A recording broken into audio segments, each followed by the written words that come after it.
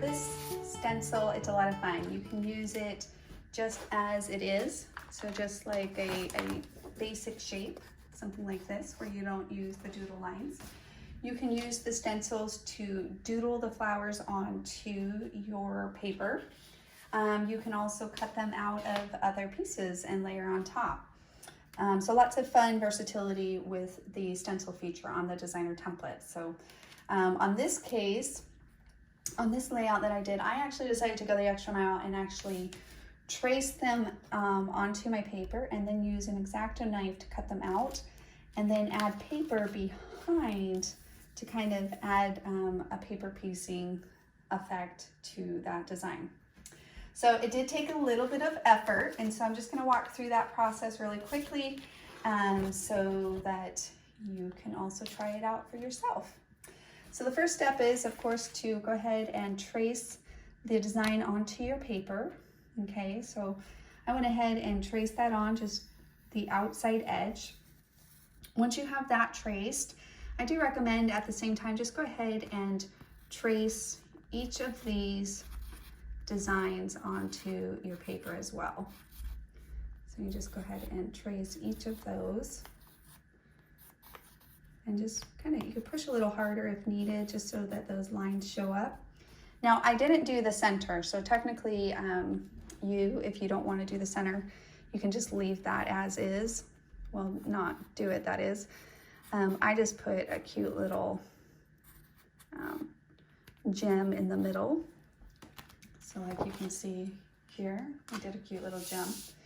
So let me go ahead and finish tracing each of those onto my paper, and then I will show you how I cut each of these little pieces out of the paper. All right, so you will need some type of cutting board to place underneath your design, and I'm actually going to cut these pieces out before I cut the outside edge of my design. And I'm just going to walk you through some quick little observation things. I thought I would go ahead and take the moment to test out a few different X-Acto knives. Of course, if you have a recommendation, please leave it in the comments for all of us to inspire each other in that regards. I had this, basic X-Acto knife. I don't use X-Acto knives often just because I prefer to use scissors. I'm pretty comfortable with scissors. We can, I guess, try here in a moment. I didn't really try it with a small shape of scissors to see if that's more effective or efficient time of your use. So I'm just going to walk that through, kind of share some pros and cons that I noticed when I was using these different X-Acto knives. And then of course I would love for you guys to share what X-Acto knives you prefer in the comments. So of course, just following that line, I use this basic X-Acto knife. The thing about this X-Acto knife is that it doesn't really follow the curves as smoothly. It feels awkward a little bit. Very possible to do that, right? Like to use just a general X-Acto knife if you are willing to just take the time and kind of fight through some of that awkward feeling, but mostly it's just doing it really slow, and I'm noticing that I'm not pushing hard enough, clearly. So it was like, oh my goodness, this is frustrating. So I quickly tried something else. So that was my first attempt on that. It's just using a basic X-Acto knife. Then I decided to pull out the slice, and so I picked up one of these slice pens here that you can kind of see. And what I did like about the slice is that it does feel like you're just drawing. And so as long as you, again, slow down and kind of follow that line, it does glide around those corners a lot more comfortably, and it's just like you're just drawing a line again. So that was really nice on the slice. So let me clean that up just a little bit more. So that's kind of using the slice. Let me do one more so you can kind of get a vibe of that. So again, just kind of gliding around those corners really is where you need to slow down, but it's just like drawing a line for the most part.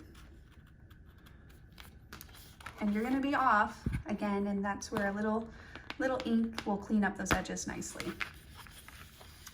Okay, the third option that I wanted to share with you guys is this finger loop detail knife by Fisker. And it still had the same type of edging as the first X-Acto knife, but it was nice because I was able to get my grip nice and secure. And so I found myself, you know, being like, oh, it's really nice, and I feel like the pressure of going down was really great. But unlike the pen, I wasn't able to necessarily go around the corners as much as I want. So then what I discovered on this one is that twisting the paper is really what you would want to do with this one. So I kind of started, and then I picked up, let up, went to the tip, and then went back, and then down. So here, let me show you guys that again. So I started my cut, right? Followed that around until I needed, and then I went up on the tip. So I didn't move the X-Acto knife. I just went to the tip, back again to the corner, pulled it up on my tip, glided my paper through, and go back. So I do feel like I was able to find kind of that rhythm with this X-Acto knife, which was a lot, you know, when you can find a rhythm, that always adds kind of a comfort level to the confidence of the skill of cutting with an X-Acto knife. But for most part, I really did enjoy the simplicity of, you know, this one. It just feels like it cut off the corners a little bit. But if you're okay with that, then I didn't have to, you know, maneuver my paper all the way through and all of that. So for the most part, once I got trying it out, I liked that I didn't have to twist my paper per se. But if I was going to pick which one was the sharpest and, you know, allowed those corners to be a little bit more rounded, I would say this one did. If you're okay with the round, you know, losing a little bit more of that detail, then the pen one felt a little bit more efficient. Not as, you know, demanding as far as maneuvering the paper, but you can see how that corner, let me get this round oval one so that you can actually see it. Maybe it's not as oval as you'd like on that. See how this bottom? So let's go back to this one. So I'm gonna start the cut, go to that tip, round it, keep moving around that corner, slide my paper through, go around again. So you can see that it really grabbed that round edge. So it's kind of what I've noticed between just these a few that I tried. So definitely a basic little X-Acto knife. If that's what you have and you're feeling frustrated, you might just want to try a little bit more intricate X-Acto knife, whether that's through, you know, something like this, the slice one, or the detail knife Fisker one. So hopefully that was helpful. Those are just some of my insights. I do feel like you know, after I did about half, I was like committed, and I really like the effect.